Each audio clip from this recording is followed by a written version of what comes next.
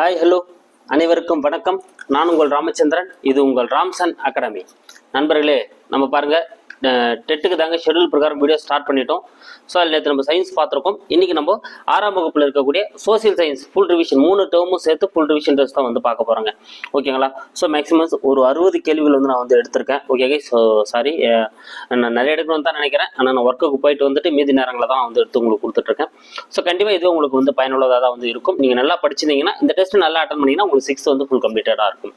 ஓகேங்களா? சரி, தேங்க்யூ. வாங்க வீடியோக்குள்ளே போகலாம். ஸோ நம்ம சேனலுக்கு நான் புதுசாக வந்து நம்ம சேனலில் சப்ஸ்கிரைப் பண்ணிக்கோங்க. கூட பக்கத்துக்கு பெல் பட்டன் கிளிக் பண்ணி நோட்டிஃபிகேஷன் ஆல் அப்படின்றதையும் கொடுத்துக்கோங்க. அப்போ தான் நம்ம போகிற வீடியோஸ் உடனடியாக உங்களுக்கு வந்துட்டு இருக்கும்.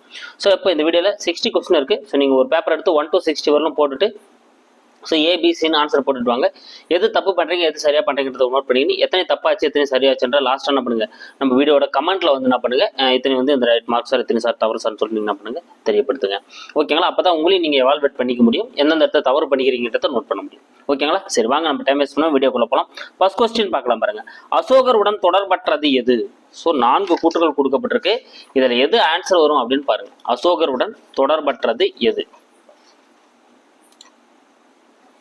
பொறுமையா படிச்ச ஆன்சர் எடுங்க பார்க்கலாம். ஓகே, இதுக்கான ஆன்சர் நீங்க எடுத்துட்டு இருப்பீங்க, அதனால நான் சொல்றேன் பாருங்க.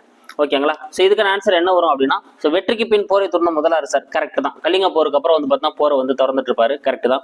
உலகிலேயே முதல்ல விலங்குகளுக்கான தனி மருத்துவமனை அமைத்து கொடுத்தவர். ஆமா, இதுவும் கரெக்ட் தான்.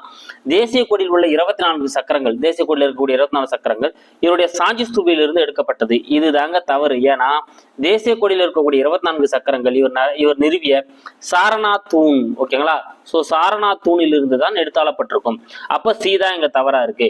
இந்த கொஸ்டின் ரொம்ப முக்கியமான ஒரு கொஸ்டின். டி, இதுவும் கரெக்ட் தான். The search of the India's last emperor அப்படின்றது வந்து இவரை பற்றி எழுதிய நூல். ஓகேங்களா? சார்லஸ் ஆலன் அப்படின்றவர் தான் எழுதியிருப்பாரு. ஓகேங்களா? அப்ப இதுக்கான ஆன்சர் வந்து சி. வரலாற்றின் தந்தை என அழைக்கப்படுபவர் யார்?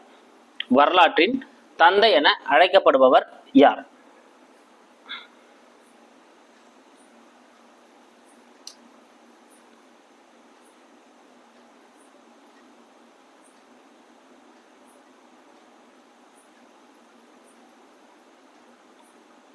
சூப்பர். யாருங்க?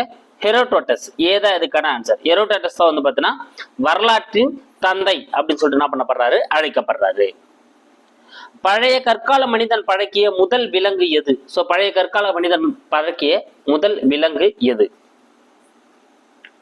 இந்த கொஸ்டின் நீங்க வேகமா எடுத்துருவீங்க, நான் வேகமா ஆன்சர் சொல்லிடுறேன். நாய். பி தாங்க இதுக்கான ஆன்சர். சோ நாய் தான் வந்து முதல் பழக்கிய விலங்கு. அடுத்த கொஸ்டின் பாருங்க. பிரான்சில் உள்ள லாஸ்காஸ் என்னும் இடத்தில் உள்ள குகைகளில் வாழ்ந்தவர்கள் யார்? சோ பிரான்ஸ்ல லாஸ்காஸ் அப்படின்ற இடத்துல இருக்கக்கூடிய குகைகளில் வாழ்ந்தவர்கள் யார்?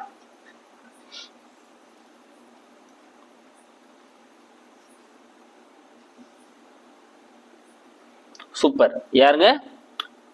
குரோமேக்னான்ஸ். ஸோ குரோமேக்னான்ஸ் அப்படின்றவர் தான் வந்து பிரான்ஸ்ல இருக்கக்கூடிய அந்த லாஸ்காஸ் அப்படின்ற இடத்துல வந்து வாழ்ந்திருப்பாங்க. இவங்க வந்து இறந்தவர்களை புதைக்கும் பழக்கம் கொண்டவர்களாகவும் வந்து இருந்திருப்பாங்க. அப்ப சீதா இதுக்கான ஆன்சர். அடுத்து பொருந்தா இணை எது? ஸோ இங்க கொடுக்கப்பட்டிருக்கல எது பொருந்தாம இருக்குன்னு பாருங்க. ஸோ எது எந்தெந்த இடத்துல இருக்கு அப்படின்னு தான் கொடுக்கப்பட்டிருக்கு. அது எது தவறா இருக்குன்னு எடுக்க பார்க்கலாம்.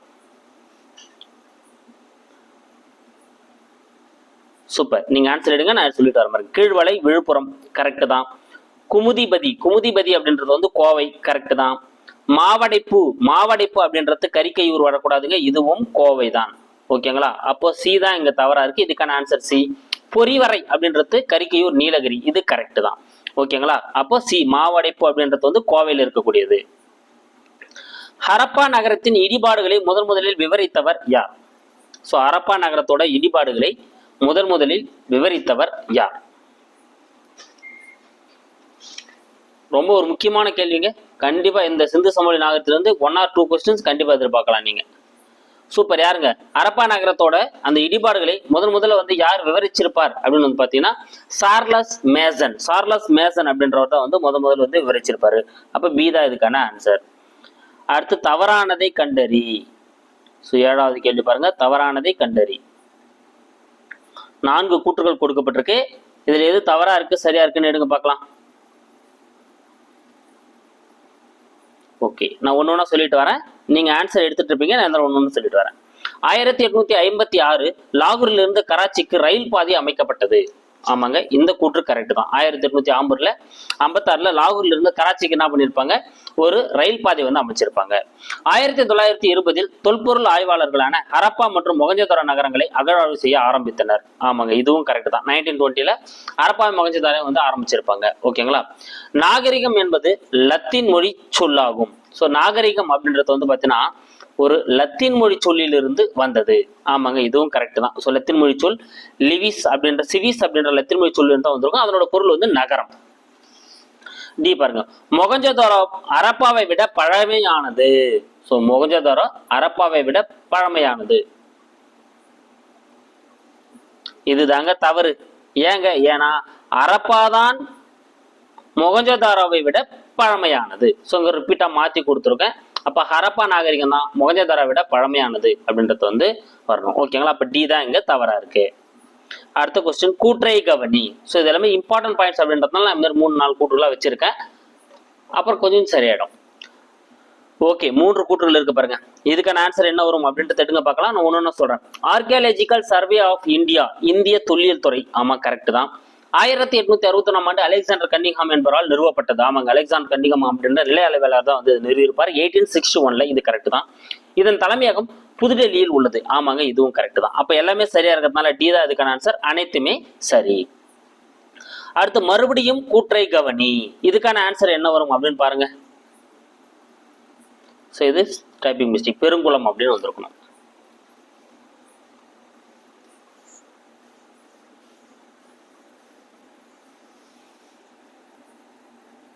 சூப்பர். பெருங்குளமானது செவ்வக வடிவில் அமைந்திருந்தது. ஆமா, கரெக்ட் தான்.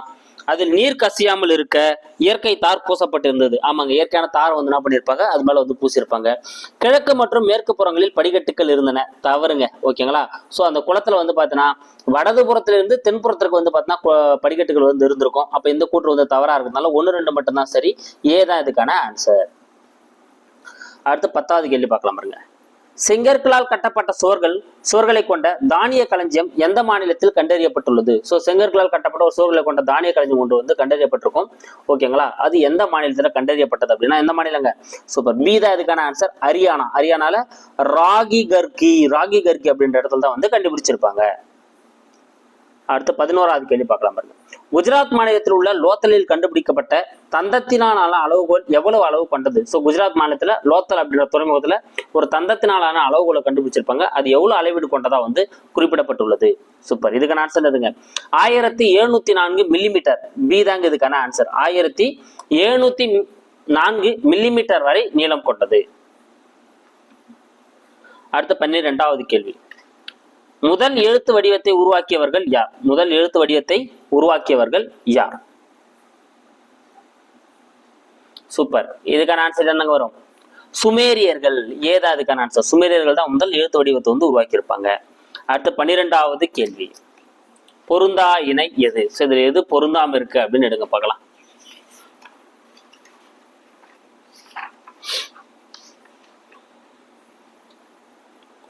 கோவில்களின் நகரம் காஞ்சி. ஆமாங்க, கரெக்ட் தான். கோவில்களின் நகரம் காஞ்சி. நகரங்களில் சிறந்தது காஞ்சி. ஸோ நகரங்களிலே வந்து சிறந்தது காஞ்சி அப்படின்னு சொன்னவர் வந்து காளிதாசர். ஆமா, இதுவும் கரெக்ட் தான். கல்வியில் கரையில்லாத காஞ்சின்னு சொன்னவர் வந்து திருநாவுக்கரசர். கல்வியில் கரையில்லாத காஞ்சி அப்படின்னு சொன்னவர் வந்து நாயன்மார்கள் உதரவான திருநாவுக்கரசர். ஆமா, இதுவும் கரெக்ட் தான். 7 இந்திய புனிதலங்களில் காஞ்சியம் ஒன்றுன்னு சொன்னவர் வந்து மெகஸ்தனிஸ். ஸோ 7 இந்திய புனித தலங்களில் காஞ்சியம் ஒன்றுன்னு சொன்னவர் யாருங்க? மெகஸ்தனிஸ் வரக்கூடாது, யுவான் சுவாங் வரணும். அப்ப டி தான் வந்து இதுக்கான ஆன்சர். டி தான் தவறா இருக்கு. மீது எல்லாமே சரிதான். அடுத்து 14வது கேள்வி பார்க்கலாம் பாருங்க. வெளிப்புற கோள்களுடன் தொடர்பற்றது எது? வெளிப்புற கோள்களுடன் தொடர்பற்றது எது? சூப்பர். இதுக்கான ஆன்சர் எதுங்க? புதன். ஏதான் இதுக்கான ஆன்சர். ஓகேங்களா. ஏன்னா புதன், வெள்ளி, புவி, செவ்வாய் இது 4மே உட்புற கோள்கள் அல்லது புவிநிகர் கோள்கள்னு அழைக்கப்படுது. சூரியனுக்கு அருகில் இருக்கு. ஓகேங்களா. வியாழன், சனி, யுரேனஸ், நெப்டியூன் இது 4 சூரிய குடும்பத்துக்கு கடைசியா 4 கோள்களா இருக்கிறதுனால இதுதான் வந்து வெளிப்புற கோள்கள்னு அழைக்கப்படக்கூடியது. இது 3 புதன் வந்து அதுல வராது. சிவந்த கோள் என அழைக்கப்படுவது எது? சூப்பர். சிவந்த கோள் என அழைக்கப்படுவது எது?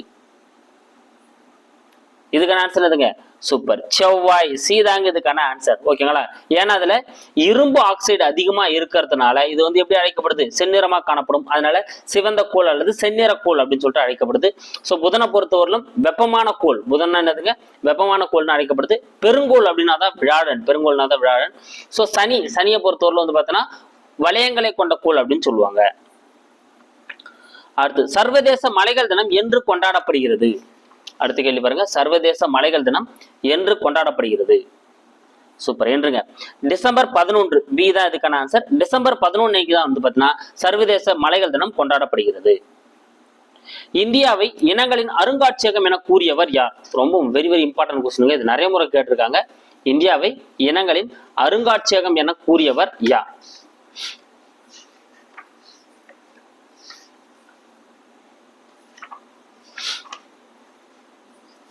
சூப்பர், யாருங்க? வி.ஏ. ஸ்மித். பி தாங்க இதுக்கான ஆன்சர். வி.ஏ. ஸ்மித் தான் வந்து இதை சொல்லியிருப்பாரு. அடுத்து, பொருந்தா ஒன்று எது? இது எது பொருந்தாம இருக்குன்னு பாருங்க. பொருந்தா ஒன்று எது? ஸோ அந்தந்த மாநிலங்களோட அந்த நடனங்களை வந்து பொருத்தப்பட்டிருக்கு. இது எது பொருந்தாம இருக்குன்னு பார்த்து சொல்லுங்க. சூப்பர், பார்க்கலாம் பாருங்க. உத்தரப்பிரதேசம் அப்படின்னா ராசலீலா, கரெக்ட் தான். அசாம் அப்படின்னா பிஹி, கரெக்ட் தான். குஜராத் அப்படின்னா வந்து பாத்தீங்கன்னா கர்பா மற்றும் தாண்டியான்னு வரணுங்க. அப்போ தான் தவறா இருக்கு. ஏன்னா கல்பேலியா அப்படின்றது வந்து பாத்தீங்கன்னா ராஜஸ்தானுடைய நடனம். ஓகேங்களா? கல்பேலியா மற்றும் கூமர் அப்படின்றது ராஜஸ்தானுடையது. உத்தரகாண்ட் அப்படின்றது சோலியா, கரெக்ட் தான். அப்போ குஜராத் அப்படின்னா வந்து பாத்தீங்கன்னா தாண்டியா வந்திருக்கணும், அப்படின்னா கார்பா வந்திருக்கணும். அப்ப சி தான் இங்க தவறா இருக்கு. இதுக்கான ஆன்சர் சி. சுதந்திர இந்தியாவின் முதல் சட்ட அமைச்சராக பணியாற்றியவர் யார்? சுதந்திர இந்தியாவின் முதல் சட்ட அமைச்சராக பணியாற்றியவர் யார்? இதுக்கான கொஸ்டின்ல வேகமா நீங்க எடுத்துருவீங்க. Doctor B.R.. அம்பேத்கர் அவர்கள். சி தாங்க இதுக்கான ஆன்சர். Doctor B.R.. அம்பேத்கர் அவர்கள் தான் சுதந்திர இந்தியாவின் முதல் சட்ட அமைச்சராக பணியாற்றிருப்பாரு. டாக்டர் அம்பேத்கர் அவர்களுக்கு பாரத ரத்னா விருது வழங்கப்பட்ட ஆண்டு எது? So doctor B.R.. அம்பேத்கர் அவர்களுக்கு பாரத ரத்னா விருது வழங்கப்பட்ட ஆண்டு எது? சூப்பர், இதுக்கான ஆன்சர் எதுங்க? 1990. டி தாங்க இதுக்கான ஆன்சர். ஸோ இவர் பாஞ்சில் தான் வந்து பார்த்தீங்கன்னா முதல்ல எம்ஏ பட்டத்தை வாங்குவார். 27 கொலம்பியா பல்கலைக்கழகத்தில் பிஹெச்டி முடிப்பார். ஓகேங்களா? 1990 தான் அவருக்கு வந்து பாரத ரத்னா விருது கொடுப்பாங்க. அடுத்து 21வது கேள்வி, கூற்றை கவனி. ஸோ 3 கூற்றுகள் இருக்கு பாருங்க. இதுக்கான ஆன்சர் என்ன வரும்னு எடுங்க பார்க்கலாம். ஓகே, நான் ஒன்னொன்னா சொல்லிட்டு வந்துட்டு இருக்கேன். ஃபர்ஸ்ட் பார்க்கலாம் பாருங்க. 7 ஆறுகள் ஓடும் நிலப்பகுதி சப்த சிந்து, கரெக்ட் தாங்க. 7 ஆறுகள் ஓடக்கூடிய நிலப்பகுதி சப்த சிந்து, கரெக்ட் தான். வேதங்கள் வந்து 4 வகைப்படும். ஆமா, வேதங்கள் வந்து எத்தனை வகையா பிரிக்கிறாங்க? 4 வகையா வந்து வேதங்களை வந்து என்ன பண்றாங்க? பிரிக்கிறாங்க. சத்தியமேவே ஜெயதே என்ற வாக்கியம் முண்டக உபநிடத்திலிருந்து எடுக்கப்பட்டது. ஆமாங்க, சத்தியமேவே ஜெயதே அப்படின்ற வாக்கியம், அதாவது வாய்மையை வெல்லும் அப்படின்னு கூடிய அந்த வாக்கியம் முண்டக உபநிடத்திலிருந்து எடுக்கப்பட்டது. இதுதான் வந்து இந்தியாவோட தேசிய குறிக்கோளா வந்து கருதப்படுது. எல்லாமே சரிதான். டி தான் இதுக்கான ஆன்சர். ஸோ இந்தியாவின் தேசிய குறிக்கோள் அப்படின்னு கேட்டாங்கன்னா சத்தியமேவே ஜெயதே தான். அதையும் ஞாபகம் வச்சுக்கோங்க. அடுத்து பொறுத்துக. ஸோ இது பொருத்தி ஆன்சர் எடுங்க பார்க்கலாம். இது ஆல்ரெடி எக்ஸாம்ல கேட்டிருக்காங்க கைஸ். வெரி வெரி இம்பார்ட்டன்ட், ரொம்ப ரொம்ப முக்கியமானது. இது ஆல்ரெடி எக்ஸாம்ல கேட்டிருக்காங்க. சூப்பர், நம்ம பார்க்கலாம் பாருங்க. கிராமத்தின் தலைவர். ஸோ கிராமத்தோட தலைவர் எப்படி அழைக்கப்பட்டாரு? கிராமணி அப்படின்னு அழைக்கப்பட்டாரு வேத காலங்கள்ல. பல கிராமங்களை கொண்ட தொகுப்பு எப்படி அழைக்கப்படுது அப்படின்னா விஷ் அப்படின்னு சொல்லிட்டு தான் வந்து அழைக்கப்பட்டது. அப்போ 1. ஜனாவின் தலைவர். ஸோ ஜனாவோட தலைவர் எப்படி அழைக்கப்பட்டார் அப்படின்னு வந்து பார்த்தீங்கன்னா ஜனாவின் தலைவர் வந்து ராஜன். ஜனாவின் தலைவர் வந்து ராஜன் அழைக்கப்பட்டாரு. ஜன்சியோ கபா, என்னதுங்க? ஜன்சியோ கபா அப்படின்னா மக்களின் பாதுகாவலன். அப்போ 3124 எங்க இருக்கு பாருங்க? டி இருக்கு பாருங்க. டி தான் இதுக்கான ஆன்சர். மறுபடியும் பொருந்தா இணை எது? 23வது கேள்வி. இதுக்கான ஆன்சர் என்ன வரும் பாருங்க, எடுங்க.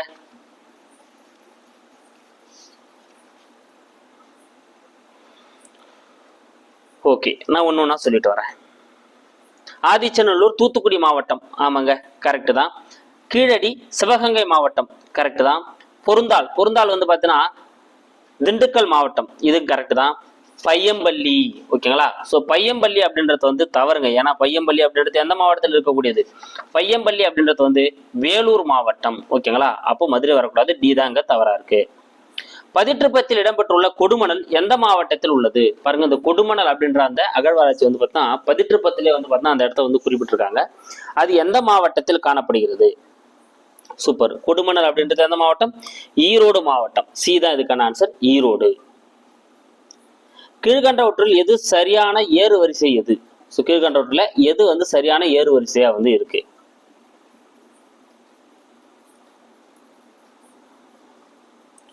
சூப்பர். இதுக்கான ஆன்சர் எதுங்க? ஃபர்ஸ்ட் யார் வருவாங்க? குலா.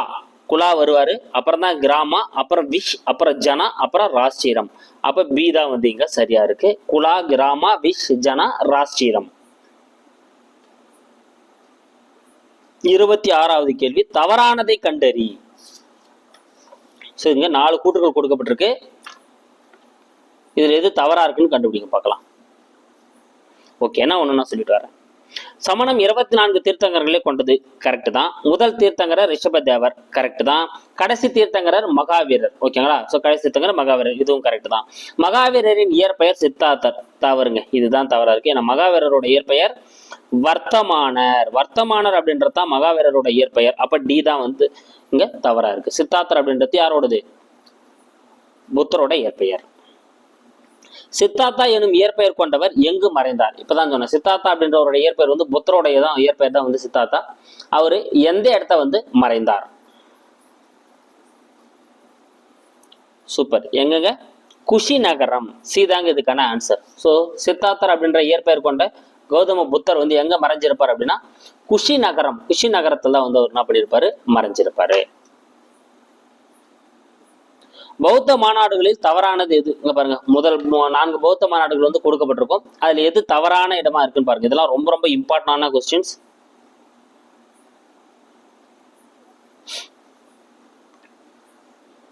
ஓகே, இதுல எதுங்க தவறா இருக்குது? முதலாவது மாநாடு ராஜகிரகம். கரெக்ட் தான். 2வது மாநாடு வைசாலி. கரெக்ட் தான். 3வது பாடலிபுத்திரம். இதுவும் கரெக்ட் தான். 4வது மாநாடு காஷ்மீர்னு வரணும். ஓகே, 4வது மாநாடு எங்க? காஷ்மீர்ல தான் வந்து நடைபெற்றது. அப்ப டி தான் அங்க தவறா இருக்கு. இதுக்கான ஆன்சர் வந்து டி. அடுத்து, அசோகர் ஒரு பிரகாசமான நட்சத்திரம் போல இன்று ஒளிர்கிறார் என கூறியவர் யார்? அசோகர் வந்து பாத்தீங்கன்னா ஒரு பிரகாசமான நட்சத்திரம் போல இன்னைக்கு வரல ஒளிஞ்சிட்டு இருக்கோம், அப்படியே ஒளிர்றாருப்பா, தக தகன்னு மின்றாருப்பா அப்படின்னு சொல்லிட்டு கூறியவர் யார்?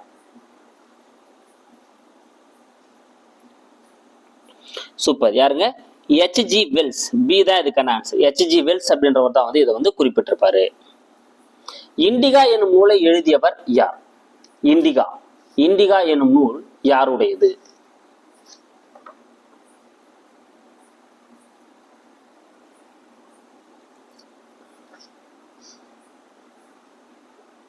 சூப்பர். யாருங்க? மெகஸ்தனிஸ். மெகஸ்தனிஸ் உடையதான் வந்து பார்த்தீங்கன்னா இண்டிகா அப்படின்ற நூல். இதில் பற்றி நம்ம என்ன பண்ண முடியும்? ஸோ மௌரியர்களோட நிறைய தகவல்களும் இண்டிகா மூலமாக தான் நம்ம தெரிஞ்சுக்க முடியுது. சிம்கசேனா எனும் இயற்பெயர் கொண்டவர் யார்? சிம்கசேனா எனும் இயற்பெயர் கொண்டவர் யார்?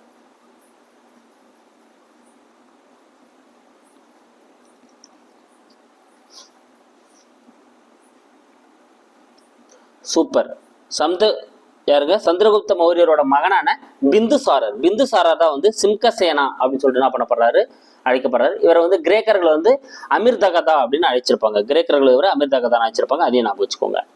செல்யூகஸ் நிகேட்டரின் தூதுவர் யார்? செல்யூகஸ் நிகேட்டரின் தூதுவர் யார்? சூப்பர். யாருங்க? மெகஸ்தனிஸ். டி தாங்க இதுக்கான ஆன்சர். மெகஸ்தனிஸ் தான் வந்து பார்த்தீங்கன்னா செல்யூசஸ் நிக்கேட்டரோட தூதுவரா வந்து இந்தியாவுக்கு வந்திருப்பாரு. உலகின் பெரும் மருந்தகம் என அழைக்கப்படுவது எது? உலகின் பெரும் மருந்தகம் என அழைக்கப்படுவது எது? வேர்ல்டு லார்ஜஸ்ட் பார்மசி என அழைக்கப்படுவது எது? சூப்பர். இதுங்க வெப்பமண்டல மழைக்காடுகள். ஏதாங்க இதுக்கான ஆன்சர். வெப்பமண்டல மழைக்காடுகள் தான் உலகின் பெரும் மருந்தகம்னு அழைக்கப்படுது. ஏன்னா இங்கதான் வந்து மருத்துவ குணம் கொண்ட 25 தாவரங்கள் வந்து இந்த இடத்துல தான் காணப்படுது. அடுத்து, பொருந்தா ஒன்று எது? அதாவது இந்த தேசிய சின்னங்கள் வந்து அறிவிக்கப்பட்ட ஆண்டு தான் அங்க கொடுக்கப்பட்டிருக்கு. அது எது பொருந்தாம இருக்கு அப்படின்னு எடுங்க பார்க்கலாம். ஓகே, நீங்க நேரம் ஆன்சர் எடுத்துட்டு இருப்பீங்க. ஆலமரம் 1950, ஆமாங்க கரெக்ட் தான். புலி 1973, இதுவும் கரெக்ட் தான். ஆற்று ஓங்கிலான அந்த டால்பின் வந்து 2010, இதுவும் கரெக்ட் தான். மாம்பழம் 2012 இல்ல, இது தவறு. 1950 மாம்பழம் வந்து தேசிய சின்னமாக அறிவிக்கப்பட்டது 1950, ஓகேங்களா. ஸோ 2012 வந்து பார்த்தீங்கன்னா பாக்டீரியா லாக்டோபேசிலஸ் அப்படின்ற பாக்டீரியா தான் வந்து பார்த்தீங்கன்னா ஒரு தோழமை பாக்டீரியான்னு இதை தான் வந்து அறிவிச்சிருப்பாங்க, ஓகேங்களா. அப்போ டி தான் இங்க தவறா இருக்கு. இது ரொம்ப முக்கியமான கேள்வி. 36வது கேள்வி. தேசிய கீதம் எந்த இந்திய தேசிய காங்கிரஸ் மாநாட்டில் பாடப்பட்டது? தேசிய கீதம் எந்த இந்திய தேசிய காங்கிரஸ் மாநாட்டில் பாடப்பட்டது? சூப்பர். எந்தங்க? 1911 கல்கத்தா ஐஎன்சி மாநாட்டில் தான் பாடியிருப்பாங்க. 1911 கல்கத்தா ஐஎன்சி மாநாட்டில் தான் வந்து பாடியிருப்பாங்க, டிசம்பர் 27, ஓகேங்களா. அப்போ சி தான் இதுக்கான ஆன்சர். அரசியல் அமைப்பு தினம் என்று கொண்டாடப்படுகிறது? அரசியல் அமைப்பு தினம் என்று கொண்டாடப்படுகிறது? சூப்பர். என்னைக்குங்க? நவம்பர் 26, சி தான் இதுக்கான ஆன்சர். நவம்பர் 26 அன்னைக்கு தான் வந்து பார்த்தீங்கன்னா அரசியல் அமைப்பு தினம் வந்து கொண்டாடப்படுகிறது. தேசிய பாடலான வந்தே மாதரத்தை இயற்றியவர் யார்? தேசிய பாடலான வந்தே மாதரம் யாரால் இயற்றப்பட்டது? சூப்பர். யாருங்க? பங்கிம் சந்திர சட்டர்ஜி. சி தாங்க இதுக்கான ஆன்சர். ஸோ பங்கிம் சந்திர சட்டர்ஜி தான் வந்து என்ன பண்ணியிருப்பாரு, இந்த தேசிய கீதமான வந்தே மாதரம் பாடலை வந்து இயற்றிருப்பாரு.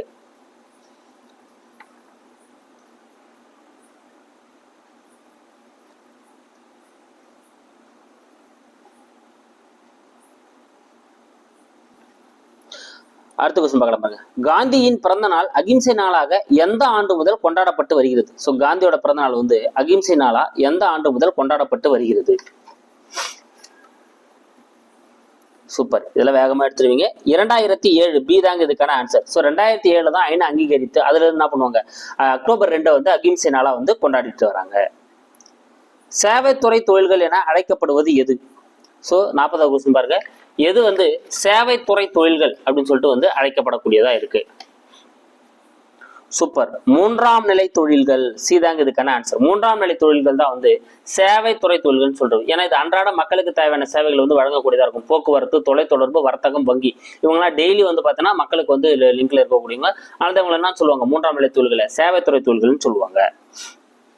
அடுத்து 41வது கேள்வி. படைக்கொட்டில் என அழைக்கப்படுவது எது? படைக்கொட்டில் என அழைக்கப்படுவது எது? சூப்பர். இதுக்கான ஆன்சர் எதுங்க? படைக்கொட்டில் என அழைக்கப்படுவது எது? ஆயுதங்களை வைக்கும் இடம். சீதாங்க இதுக்கான ஆன்சர். சோ ஆயுதங்களை வைக்கக்கூடிய அந்த இடம் தான் வந்து பாத்தீங்கன்னா படைக்கொட்டில் அப்படின்னு சொல்லிட்டு என்ன பண்ணப்படுது, அழைக்கப்படுது. பொறுத்துக. சரியா பொறுத்து எடுங்க பார்க்கலாம்.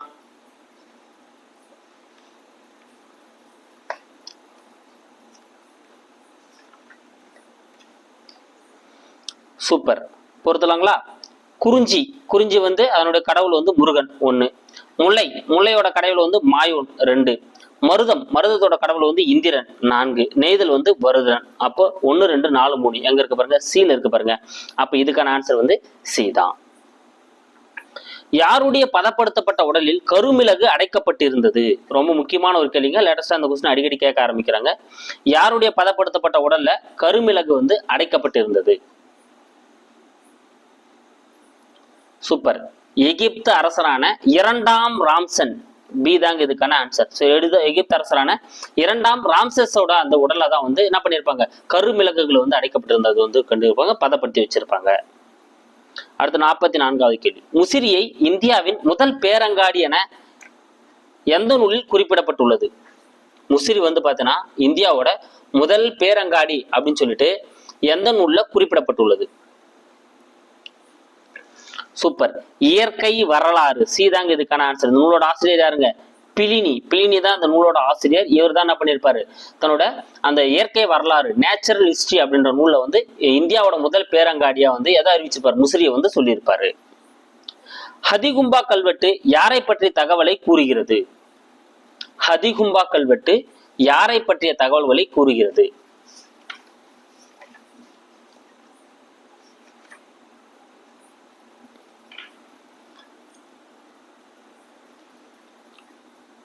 சூப்பர். யாருங்க?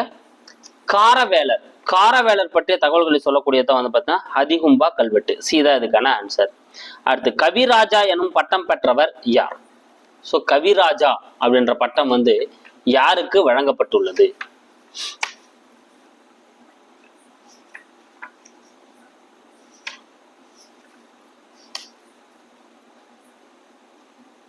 சூப்பர். யாருங்க? சமுத்திரகுப்தர். பி தான் இதுக்கான ஆன்சர். சமுத்திரகுப்தருக்கு தான் வந்து பார்த்தீங்கன்னா கவிராஜா அப்படின்ற பட்டம் வந்து அழைக்கப்பட்டுள்ளது, கொடுக்கப்பட்டுள்ளது. அடுத்து பொருந்தா இணை எது? பொருந்தா இணை எது? ஸோ சில ஆசிரியர்கள் அவங்களோட இதுகளை பத்தி கொடுக்கப்பட்டிருக்கு. இதுல எது பொருந்தாம இருக்குன்னு பாருங்க. ஓகே, நிறைய நீங்க ஆன்சர் எடுத்துட்டு இருப்பீங்க. நான் ஒன்னு சொல்றேன். அமரசிம்ஹா அப்படின்னா அகராதியில் ஆசிரியர், கரெக்ட் தான். தன்வந்திரி அப்படின்னா வந்து மருத்துவர், இதுவும் கரெக்ட் தான். காகபானகர் அப்படின்னா வந்து ஜோதிடர், ஓகேங்களா? காக்காவை பார்த்து இப்போ ஜோதம் சொல்லுவார், ஞாபகம் வச்சுங்க, கரெக்ட் தான். வராக மிகிரர் அப்படின்னா மாய வித்தைக்காரர், தவறுங்க. வராக மிகிரர் அப்படின்னா என்னதுங்க?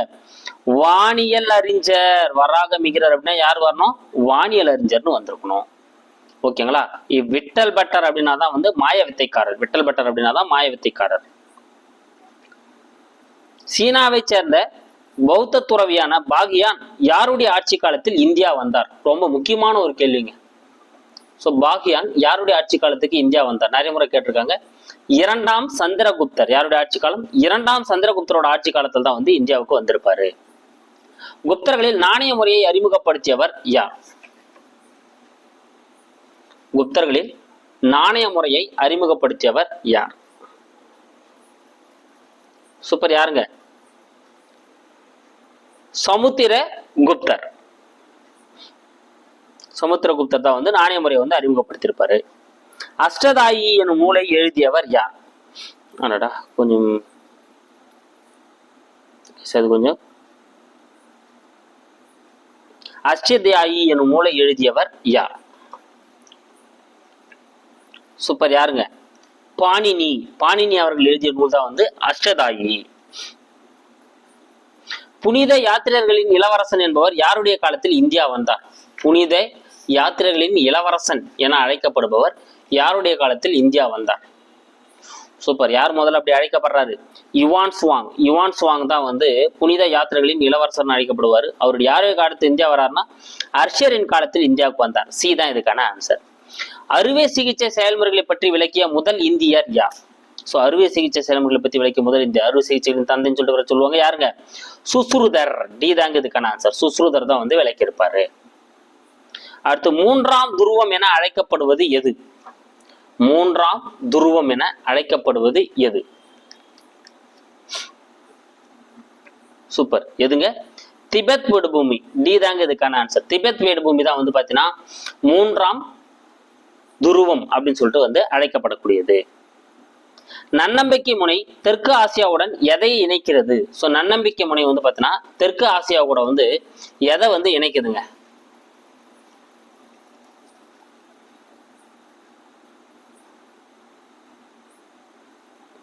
ஓகே, சாரி, இது வந்து டைப்பிங் மிஸ்டேக்கா இருக்கு, ஓகேங்களா? இங்க நான் ஆன்சர் வந்து நான் சொல்லிடுறேன் கிளியராகவே, நீங்க ஆன்சர் நோட் பண்ணீங்க. ஐரோப்பா, ஓகேங்களா? ஸோ ஐரோப்பாவை தான் வந்து இணைக்கிறது. நன்னம்பிக்கை முனி வந்து எதை இணைக்குது? ஐரோப்பாவையும் ஆசியாவையும் தான் வந்து ஒன்றாக இணைக்கிறது. அடுத்த கேள்வி, மொத்த புவியில் உள்ள அச்சக்கோடுகளின் எண்ணிக்கை. ஸோ மொத்தமா புவியில எத்தனை அச்சக்கோடுகள் வந்து காணப்படுது?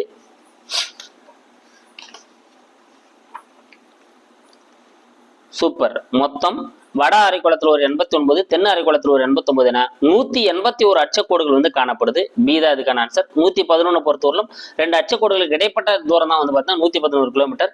தீர்க்க கோடுகள் தான் வந்து 360. அப்படி மொத்தமா ஞாபகம் வச்சுக்கோங்க. இதுக்கான ஆன்சர் பி 181. முதலில் நிலவரைபடத்தில் அச்ச தீர்க்க கோடுகளை வரைந்தவர் யார்? ஸோ முதல்ல நிலவரைபடத்தில் அச்ச தீர்க்க கோடுகளை வந்து வரைந்தவர் யார்? சூப்பர். இதுக்கான ஆன்சர் யாருங்க? தாலமி. டி தாங்க இதுக்கான ஆன்சர். ஸோ தாலமி தான் வந்து முதல்ல வந்து இதை வரைஞ்சிருப்பாரு. உலக மக்களாட்சி தினம் என்று கொண்டாடப்படுகிறது. உலக மக்களாட்சி தினம் என்று கொண்டாடப்படுகிறது.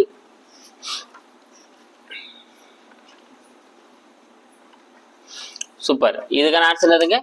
செப்டம்பர் 15. செப்டம்பர் 15 2007 இருந்து செப்டம்பர் 15 உலக மக்களாட்சி தினமா கொண்டாடிட்டு வராங்க. செப்டம்பர் 16 உங்களுக்கு தெரியும் ஓசோன் தினம், அதையும் ஞாபகம் வச்சுக்கோங்க. உலகிலேயே முதலில் பெண்களுக்கான ஓட்டுரிமை அளித்த நாடு எது? ஸோ எந்த நாடு வந்து பெண்களுக்கு வந்து ஓட்டுரிமை அளித்தது அப்படின்னா எந்த நாடுங்க? சூப்பர், இதுக்கான ஆன்சர் இது நியூசிலாந்து. டி தாங்க இதுக்கான ஆன்சர். ஸோ நியூசிலாந்து தான் வந்து முதல்ல பெண்களுக்கு ஓட்டுரிமை அளித்தது. தமிழ்நாட்டில் முதலில் உருவாக்கப்பட்ட நகராட்சி எது? தமிழ்நாட்டில் முதலில் உருவாக்கப்பட்ட நகராட்சி எது? சூப்பர், எதுங்க? வாலாஜாபேட்டை. சி தாங்க இதுக்கான ஆன்சர். ஸோ சென்னை அப்படின்றது மாநகராட்சி. ஓகேங்களா? ஸோ முதல்ல உருவாக்கப்பட்ட இந்தியாவில முதல் மாநகராட்சி அப்படின்னா சென்னை தான். தமிழ்நாட்டில் உருவாக்கப்பட்ட முதல் நகராட்சின்னு கேட்டாங்கன்னா வாலாஜாபேட்டை. தேசிய ஊராட்சி தினம் என்று கொண்டாடப்படுகிறது? தேசிய ஊராட்சி தினம் என்று கொண்டாடப்படுகிறது.